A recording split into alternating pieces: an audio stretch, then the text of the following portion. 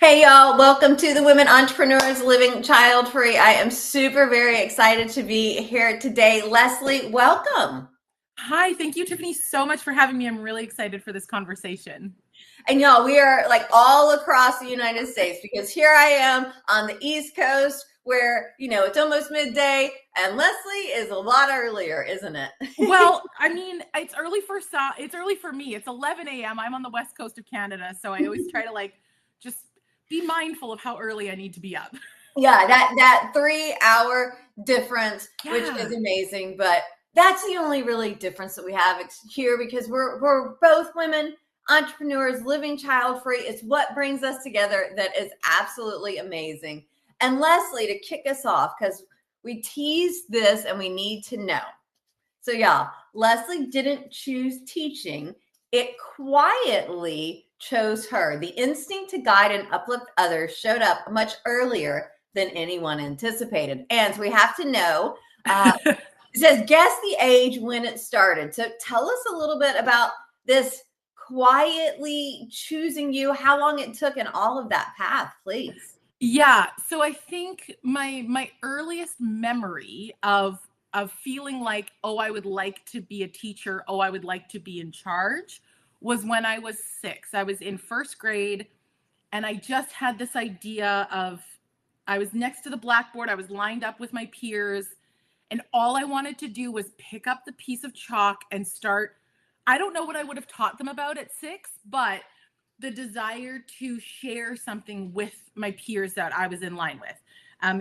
This just really sticks out in my mind. Then, I mean, you're living life and, you're being a kid and whatnot. And it probably wasn't until I was maybe about 12 or 13 when my dance teacher asked me to assist her classes. So even though the inkling to become a teacher started very, very young, I mean, I still started young in terms of assisting sort of as a preteen and early teenager in the dance studio. So, and then it just grew from there. It felt very natural. And I'm always so grateful to my dance teacher because I don't know that I would have necessarily chosen this path.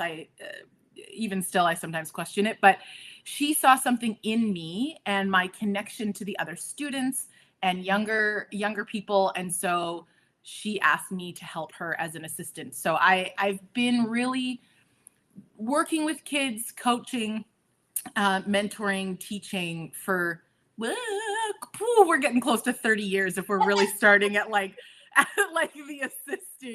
at the assisting level. So it's been a hot minute. When I look back, it's shocking a little bit. Yeah, sometimes it is. And it's interesting that you bring up from such a young, early age, because I was one of those kids that I was babysitting when I was 10. I don't know Yeah. that was legal, but I lived in the country, y'all. The whole neighborhood, there weren't a lot of houses in the country.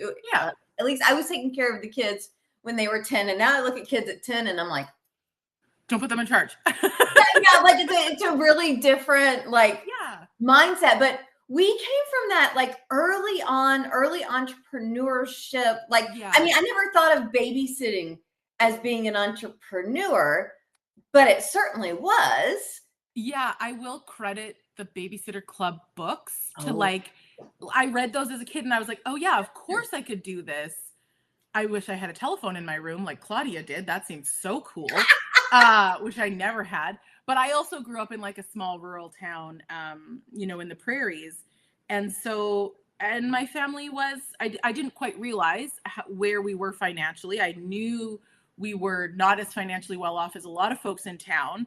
But because my parents sheltered me from that, I didn't really think anything of it. But I also wanted my own money to do what I wanted, to buy the things so that I could look like the other kids in my class, that sort of stuff. So that also prompted me. And I was like, oh, I'll get up on Saturday and go teach kids. If it means I'm making money and I can go buy that, dating myself, Roxy or Billabong, right? That was and then it moved on. So in listening to what you're talking about, I'm I feel like you're just a couple of years younger than me. I feel like maybe you're closer to my sister's age because I'm like, oh yeah, Roxy and Billabong, that totally sounds like my baby sister, which I mean, she's only 5 years younger than me. So I'm not talking a lot of years younger. Yeah. So it seemed the idea of being in charge of something and making my own money. What I was reading about it. So it seemed very natural that I'm like, oh, these are kids. I'm a kid. I could do this. Which is still basically how I live my life today. I'm like, oh, you're doing that? Oh, I can do that. Oh, I can. Okay, I'll just go do it. Okay. Yeah, I think there's something joyful about being a kid and yeah, let me give it a try. Let me see how it goes. Like, I was playing with some of my little, they're not my cousins because they're my cousin's kids. Yeah. But I'm still fun Aunt Tiffanie, or they still call me Aunt Tiffanie. Nice. Because like they're 2 and 4 and I'm of course 46. So it makes sense, the age distinction there. But I'm like, all right, let's play yoga. And so it was funny over the weekend. I played yoga with them for about 30 minutes. And I'm like, this is brilliant because like I got in a full stretching mode, we did all kinds of stuff. And the parents were like, oh my gosh, the kids were like you kept them entertained. Yeah.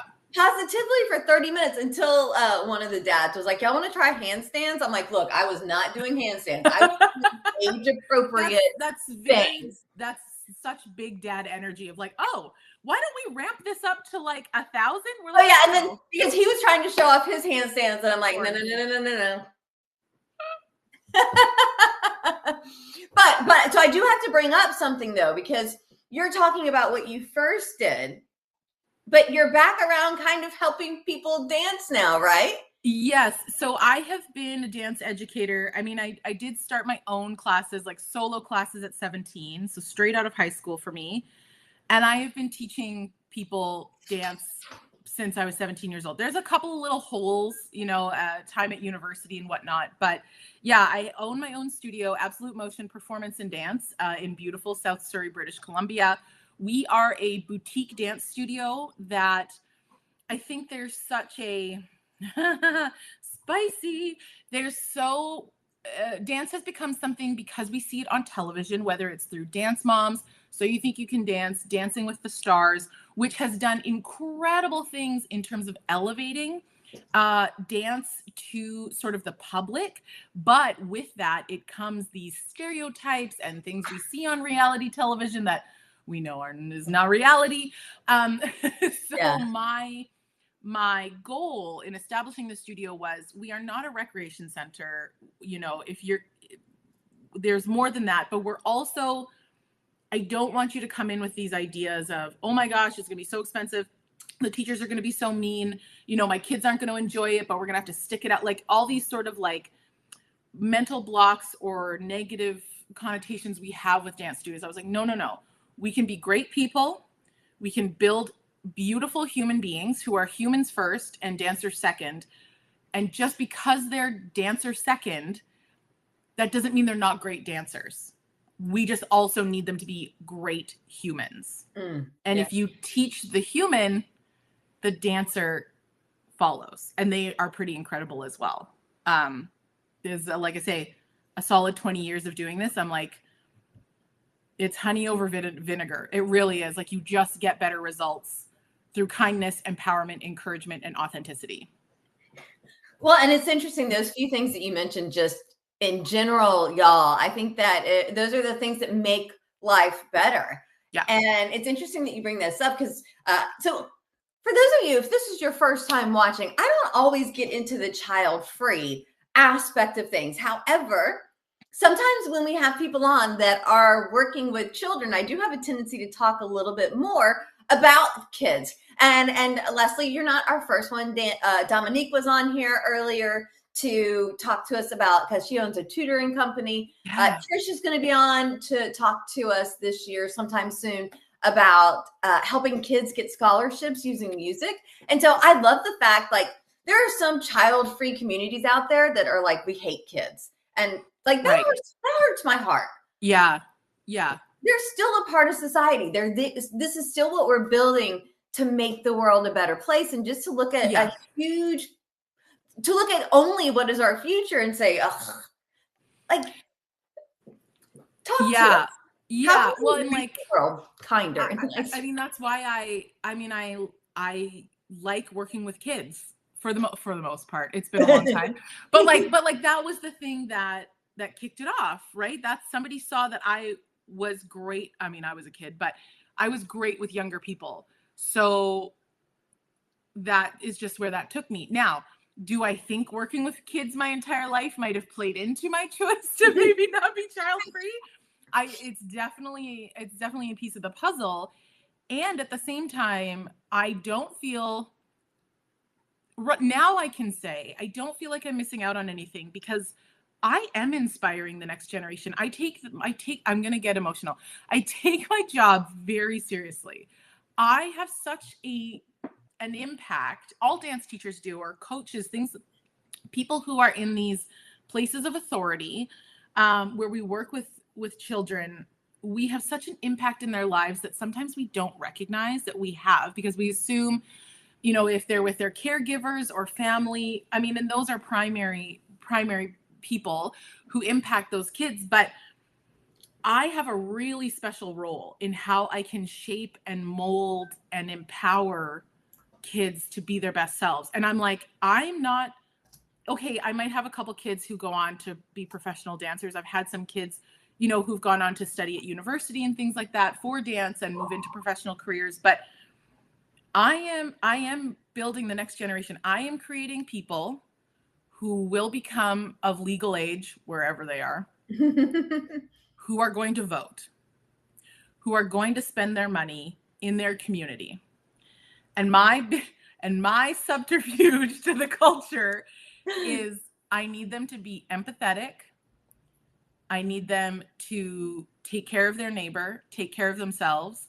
And selfishly, I need them to support the arts. And I need them to vote for things that make our community better. And we know it in our souls and we know it in our hearts. But arts are always the first thing to get stripped from funding. And then I'll remind everybody about how all we could do for like a year and a half was sit in our house and consume art due to a global pandemic. So even after that, I'm like, oh, it's so important that we are building folks who will encourage and support arts and culture, because it's such a part of our human experience, regardless if you think so or not, like full stop. So yeah.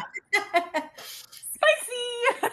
Well, and it's one of those interesting things, because I think people are like, oh, arts, I don't like ballet, or I don't like jazz, or I don't like poems. And like, I've never really been able to get into poetry. Like, I loved me some Where the Sidewalk Ends. Yeah, gorgeous. Like, that was some of my favorite poetry. And then as I got older, I'm like, I'm the type, I don't want the symbolism. Like, tell me if it's a duck, it's a duck. Right. That's right. The kind of person I am. I'm like, I don't need the symbolism. But you know what? I also joke, because I'm like, I use the same example of, I don't like, when it comes to beer, and I like beer, but I don't like Guinness. Now, right. I love this example because I actually have a dog that's named Guinness, because him and his sister look like a black and tan. Oh, and so we joke, we have Harp and Guinness, because it works. And right. I still detest the beer Guinness because it's not my flavor.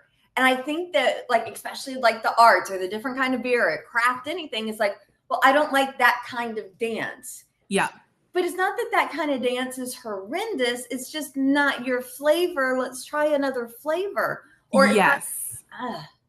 And I think so often, and I'm putting myself in this category as well, is when something, especially because a lot of the arts have been elevated to such a level that they seem unapproachable. They seem, hoity-toity. Yes. Like, let's be real. And it's like, so often I hear people say, oh, I don't get it. And so what artists have done in the past, or what art has the ability to do, is to other people and separate us. So they go, oh, I don't like ballet. And I'm like, okay. And maybe you don't understand it. Or, oh, I don't like modern dance. And I'm like, okay, let's talk about it. What do you know about it? Right? Like, what we don't know about is so much easier to say, oh, I don't like it. Yeah. And it's just being open and curious and figuring it out. And then also being like, okay, I tried it. It confirmed for me that I'm not into it. But now I'm interested in this. So that I always tell the kids, I'm like, knowing what you don't want is just as important as knowing what you do want. Because if you figure out what you don't want, you're like, great, that can go over there. And now I've narrowed my field and I can kind of figure it out. Yeah, that makes so much sense. Like if it's like I don't like ballet because I don't want to wear the tights, which is not a thing for real, but it is a thing, then that's a very different story than, you know, I want to be by myself versus with other people. Yeah. And then it's like, okay, and yeah. Yeah, there's a lot, there's that, and that's the great thing about art is I'm like, there's something for everyone. There really is something for everyone. And maybe figure out how to, like my husband, like, has been watching contemporary dance for like 20 years and he's an engineer. So like we have a STEM brain and an arts brain in the same house. And he had a really hard time with it because he was only used to like narrative dance and things like this. And now we go to shows and I just enjoy it for whatever it is. And then I afterwards, when we're driving home, I'm like, okay, so I know you made up a story, because that's what he needs to do. He needs to create a narrative for himself while he's watching these abstract pieces. And then I'm like, oh, I want to know what you think about this, because it's so interesting to me. It piques my curiosity, and that's what works for him. And I'm like, it doesn't take anything away from the art. It's like looking at a painting and being like, well, I think it looks like an elephant. And the person next to you goes, that's not an elephant, that's a camel. Or I was even remembering those books. There was a book in my library, I think I was like 5 or 6, and it was a Pegasus, and it was like story, but there was no words. And so every time I got it, it was a brand new book, and I knew it because I got it all the time. But it was like, what's the story going to be today? And so how fun it is. Like, I feel like I want to go to the shows with your husband, because like sometimes I remember we did the Biltmore House in North Carolina. So it's this massive, historically-ish accurate mansion from one of the, you know, American, not founders, but one of the American commercial big guys. And we'll like walk in and sometimes we'd hear the tour, but other times we're like, all right, we're making up our own stories of what this is. And like, to me, that was the fun part of it is like, let's let it be what the story is that we want it to be. Yeah. And that is like creativity at its finest. Like, and that's what I feel like it boils down to. A lot of folks, whether it's in business or you're in STEM or maybe you work in an office, the idea of creativity can feel so foreign, or something that is playful, or something that is, I don't know, I don't want to say useless. Like, you know, these things that we're like, oh, I'm an adult now. Like I don't have time for creativity. I don't have time for play. And it's like, oh, okay, yes, I hear you. And that's exactly it. Now we're in this historical house. Am I pretending that I that I live here? Do I live here? Do I work in the kitchen? You know, these sorts of things, or folks who are really great at creating meals. I'm like, that's your creativity. When you can look at 4 ingredients in your fridge and you're like, oh, I know what to do with this. Or maybe I also think problem solving is so creative. So you might be the person at your office or even within your own business as an entrepreneur, you're looking at something and then one day you look at it from a different angle and you go, oh, click, click, click, click, click, and all the puzzle pieces come together. That is creativity. And we've just built this sort of, I mean, I don't mind because I'm on the platform, but like we've built this like creative platform of like, it's not for me, I don't have time, but we fail to recognize how creative we are every day in our businesses. Yeah. And I think what I am noticing over this past year as I'm talking to more child-free women entrepreneurs, I think that there is a room for flexibility and creativity that we as child-free have that moms do not. And I haven't really, like, now I'm thinking more about the males, but that's like a whole different conversation. That's something else, yeah. And really, it's such an interesting thing. At this event I was at with a mixture of parents, and the women, it felt like they were either talking about their kids or the job they were complaining about. And that was it. I tried to change this up. Now the guys are like talking about fishing and boating, which I don't care about either. And I'm like, I'm going to go play with the kids, which is what I did. Yeah. And it's nothing against it, but it's just such an interesting thing of, because I've always felt like a unicorn in the fact that I'm an entrepreneur. And I've worn that since I was started my business in 2003. So I was 24 when I started my first official labeled with the IRS government, Right. US business. Plenty of things I've done along the way, but that was like kind of my first. So yeah, we're kind of a little different for the entrepreneur, but then we're also different for the child-free aspect of it. And then when you push the two together. Yeah.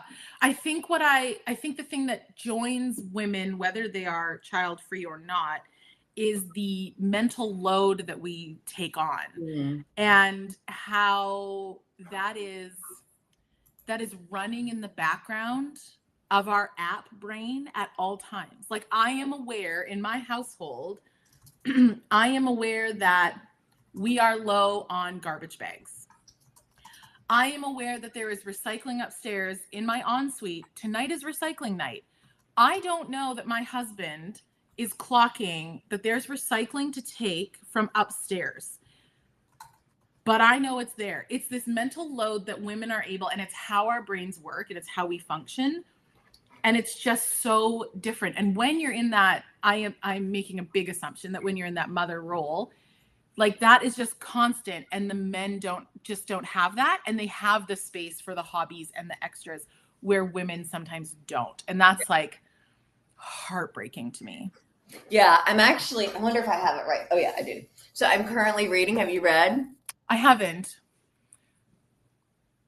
Oh my God. Like, not just, it's literally like their brains, they have two and a half times more sex related cells in their brain than women do. Yeah. Which makes sense why they think about sex so much more. And what you're saying, it's so true, because we, like, y'all, I am not, power to the women that came before us to fight for our equality and our rights. And we're getting close to them. And now it's going to be like, yeah, but actually we're so very different now that we've got the science to back it up. Yeah. You know, how this is going to come to play is going to be quite interesting for us. But I think there's so much going on, and not trying to be the men, not trying to do what they do. No. And because I think how we work as females is a superpower. Like, it's a friggin' superpower. We have to figure out how to harness it. And there are so many women who have like late diagnosed ADHD, and because we're learning that that's how the female brain works, and we're able to keep 28 million tabs. Like, there's just so much information that we're learning, which is great. And also you're like, could we hurry up? Because I'd love to be able to, I just love some more information before I peace out here. Yeah. Well, and luckily for us, because I'm learning all kinds of new things, humans and a handful of whales are one of the only species in the animal kingdom that females live past being able to reproduce. Right. Now, some chimpanzees can in captivity, but not in the wild. Right. Like the belugas and the killer whales, the smartest women species apparently on the planet. We live those years, so we have lots more years for us beyond just childbearing, and we can impact and help those kids out there as well as the ladies. So I know we've talked more what's going on up here. Give us a little overview about your business, so in case we have any amazing folks here out where you're at in British Columbia, they can come and visit you. Absolutely. So like I say, Absolute Motion, Performance and Dance. Performance and dance was really important to me because I think we're losing the artistry in the dance culture. So that was important to me. Like I say, we're a boutique dance studio. We offer classes for all ages. So from 3 to 93. And I will tell you that my adult ballet class on Wednesday, shout out to those ladies if you watch this, they're my heart and I love them so much. So I love encouraging particularly women, but everyone, to take time for themselves. And I think that's really what I'm trying to do. Carve an hour out for yourself. That's just for you to do something, for you to move your body, not overthink, not worry about anything else, grocery list that can all like stay somewhere else for an hour while you come to the studio. And that's the same for kids as well. Being able to leave the homework, the playground drama, whatever's happening, and come into a space where they can be creative and move their body and fuel their mind at the same time is like I mean, it's why I do what I do. Currently, we offer classes on Sunday, Wednesday, and Friday. But I'm also on Instagram because as a leader, I'm just coaching is sort of like who I am and what I do. So on my Instagram, I try to just bring inspirational posts, ways of thinking for leaders, coaches, mentors, even parents. I have some like traditional educators who follow me because they're like, oh, you learn how to teach a certain way, and then, sometimes the professional development doesn't really go any further. And I think that's what's so great about being online, is that we can learn from other folks. So, but if you do live in the Lower Mainland of British Columbia, hit me up. And if you want something, I know I'm going to be helping a friend who has a movement birthday party every year. So we're going to host a dance birthday party for an adult, which I'm really excited. I'm really excited to do this new year. So, I'm open to making dance accessible because I'm tired of people saying, oh, I can't dance, or dance isn't for me, or, I have 2 left feet. That's why we learn. That's why we come to class. No one's expecting you to be perfect. Perfection is not attainable. It is a joyful movement expression. And like, you will meet so many great people and feel so much better after that hour.